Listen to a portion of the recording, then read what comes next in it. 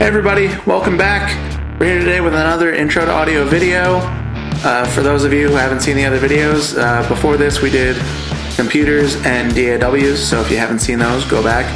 Anyway, today we're going to be getting into interfaces and how to choose one, what you need, all that.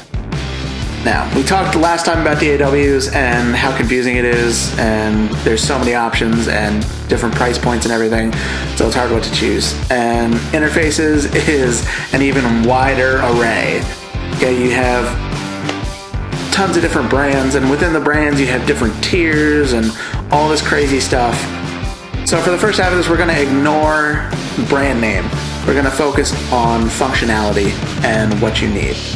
Now, a lot of you that are starting out, you will probably be fine with a 2-channel interface. What that means is it has 2 inputs. So 2 microphone inputs, or sometimes line inputs, depending on it, or sometimes both. Sometimes they're combined into a single jack, depending on what you get. And then usually these will have 2 monitor outputs, so 1 for each monitor, and then a headphone output. Now, if you're just starting out, if you're, say, just doing some mixes, and you're only mixing, so you don't need to record anything at all, you're just mixing, 2-channel interface is totally fine. It's literally just to run your monitors. That's okay. Or your headphones, whatever you choose to mix on. Or, let's say, you're a guitarist or a vocalist, and you just want to record yourself doing some demos, and you want to, just a simple guitar track. All you need is 1, maybe 2 channels, so you can mic up your cab or go direct in if you don't have a good amp or cabinet. You want to run amp sims. Or if you're a vocalist, just a single microphone, something for you to do that. So a 2-channel interface will be fine.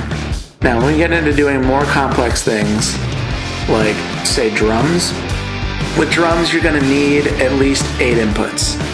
And the reason for that is kick, snare top, snare bottom, tom 1, tom 2, tom 3, overhead left, overhead right. 8 inputs is the absolute minimum for recording drums. And the 8-channel interfaces are significantly more expensive than the 2-channel interfaces, and that sucks. But it is what it is. If you need that many channels, if you want to record live drums, you need to get an 8-channel interface. It's that simple. And if you want to just get your feet wet in the meantime, get a 2-channel interface, kind of learn what you're doing, like 1 drum at a time. I'm not saying try to record a whole drum album with 2 channels. I mean, you can. There's ways. It can be tricky, but there are ways to record drums with just 2 mics.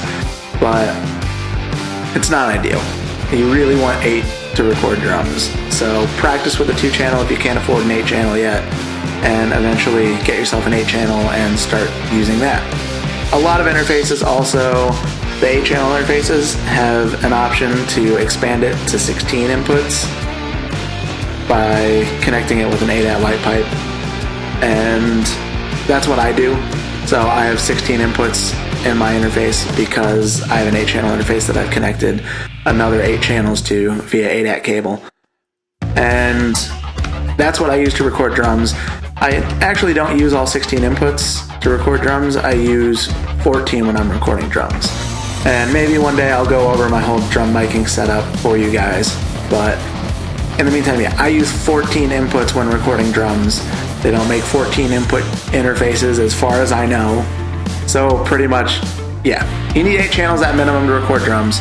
Now I'm going to recommend you guys some interfaces that are on the cheap side, just because they're cheap, but they're good. Don't get me wrong, they still sound very good, and they're really inexpensive for what they are. So the first thing I'm going to recommend is, for a 2-channel interface, I would recommend the Focusrite Scarlett 2i2. It's a great little box. The preamps sound great in it. If you're just starting, if you just want to record guitar or vocals, or if you just want to mix, that is a great option. It's only like $100. Like, it's really cheap.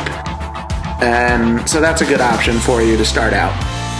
If you want to do drums, then another Focusrite interface I'm going to recommend is the Focusrite Scarlett 18i20. And the 18i20 means it technically has up to 18 inputs, but when it comes out of the box, it only has 8. So it has 8 channels, which can be either mic in or line in. So if you want to record drums, that's what you should start with.